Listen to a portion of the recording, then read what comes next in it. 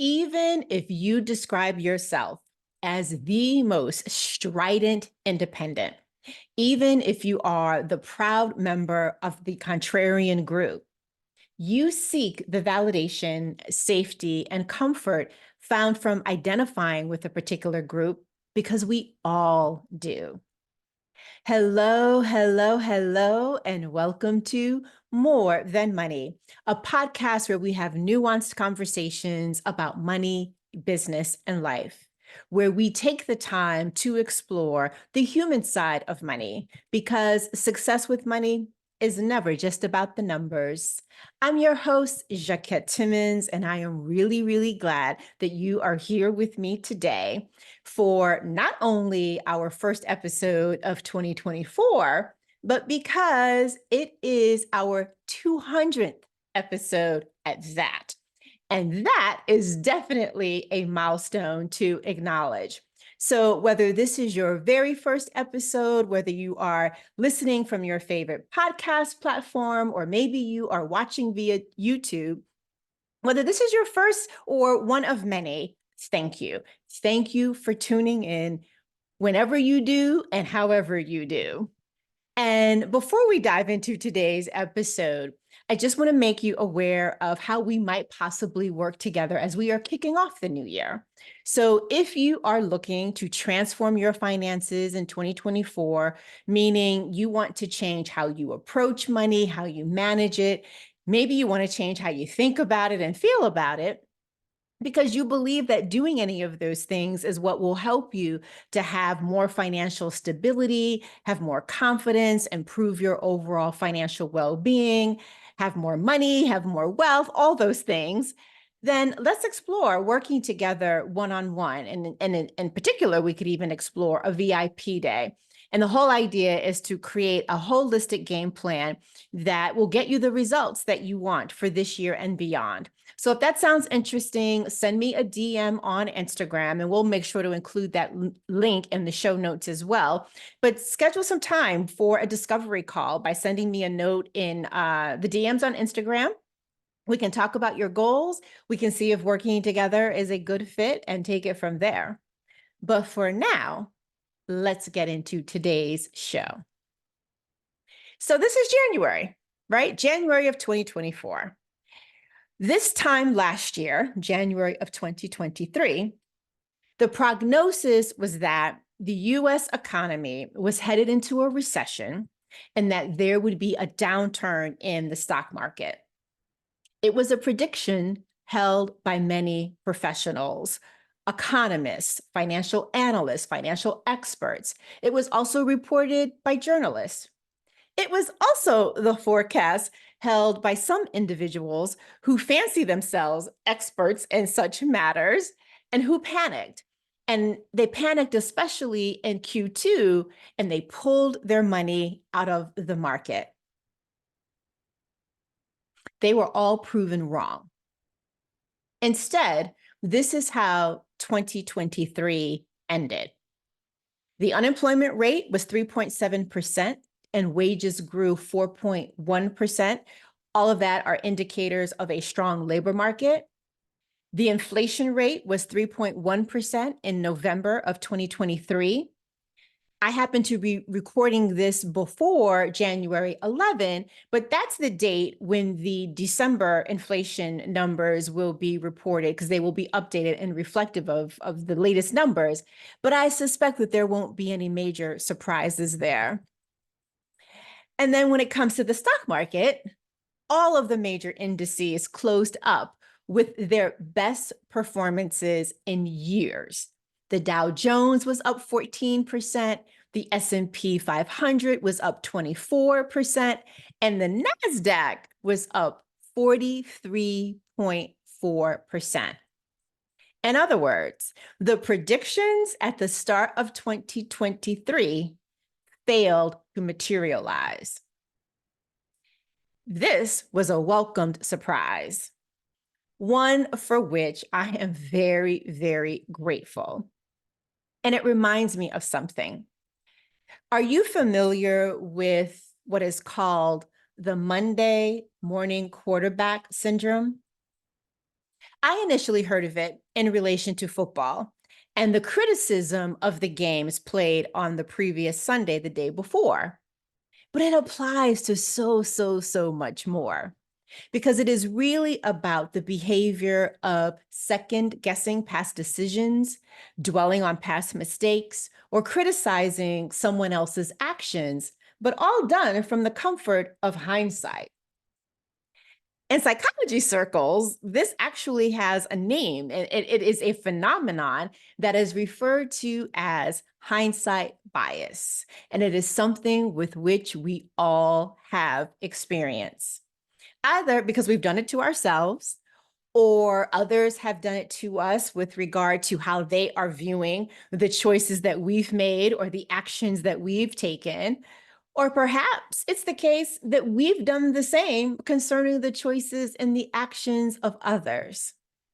And yes, I am immensely curious as to how so many people got the economic and stock market forecast for 2023 wrong. But today's episode isn't about that.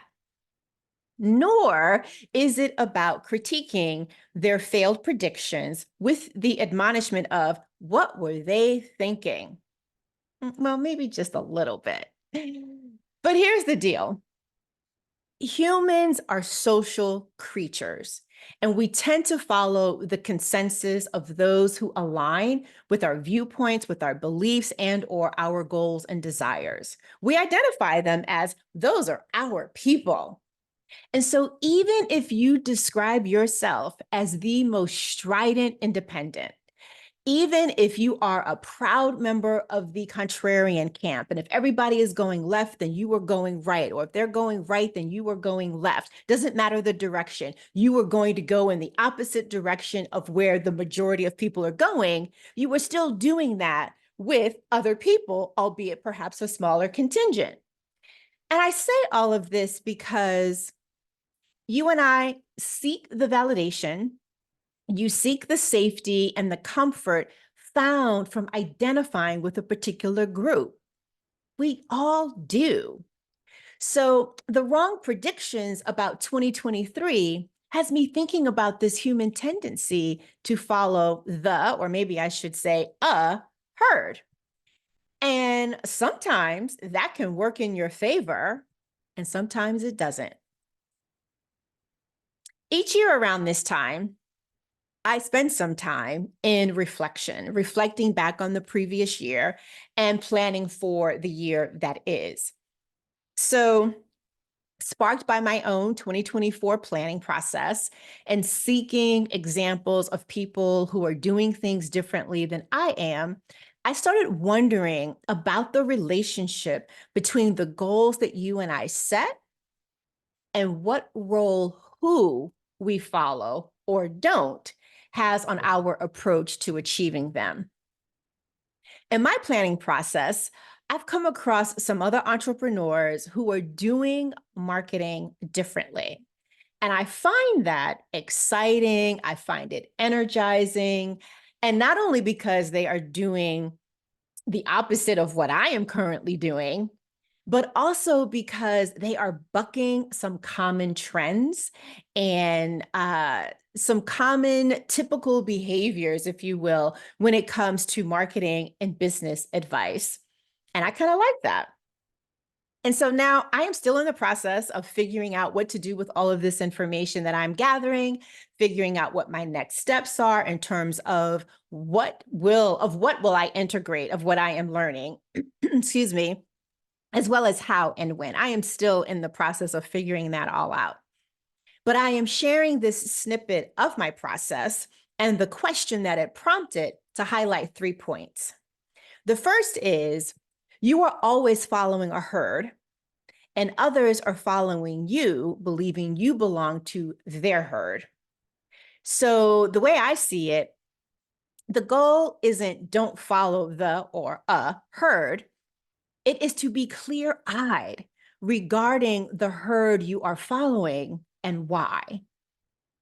The second point is, excuse me, what others are doing or not can offer insights and guidance. The key, though, is to avoid following others blindly or simply due to FOMO, i.e., the fear of missing out. And the third point is be mindful of your behaviors, your thoughts, and your decision-making process, meaning maintain your commitment to be a critical thinker. Like, don't leave that at the door. Keep up the habit of sourcing information from multiple channels and have a process of testing and trusting your own instincts and analysis. So, yeah, take in the information, but also have a filtering process of how does this benchmark against what you are feeling in your gut? Because that can be really insightful too. Here's my point. The economy and the stock market are public and universal examples of what happens when you follow predictions. In 2023, those popular prognostications did not pan out. The result? Lost money. In some instances, the money lost is literal. In others, it shows up in the opportunity cost of shifting to cash and thus missing out on the bull market. But that's public and universal. You may be listening or watching and thinking of a more private and unique example of where you followed a prediction, you followed some advice, you followed an opinion, and things didn't pan out as was expected, as was forecasted, or as was promised. In either scenario, public or private, having the experience of things not working out can potentially lead to a loss of confidence in your decision-making process. It can have a negative impact on your self-trust. And similarly, it can have an impact on your self-doubt, as in it increases your self-doubt. But here's something to be aware of. Because look, if 2023 had ended with a recession and the downturn in the stock market, those professionals and those who heeded their predictions, including those pseudo experts, they would be celebrating. They would be celebrating being right instead of lamenting being wrong. So make sure you keep that in mind. And unless something nefarious happened, also please remember to be kind to the expert or the trusted family member or friend that you followed, and be kind to yourself for following them. On the flip side, if the performance of the economy and the stock market served you well, enjoy this outcome. Celebrate being right about the choice that you made. Because honestly, outcomes and what influences them can be unpredictable. So it really could have gone either way. I personally am just happy that it did go in the way that it did. But you know what? At all times, it is your job to recognize when you are following any prediction, any advice, or any opinion without the involvement of any critical analysis of your own.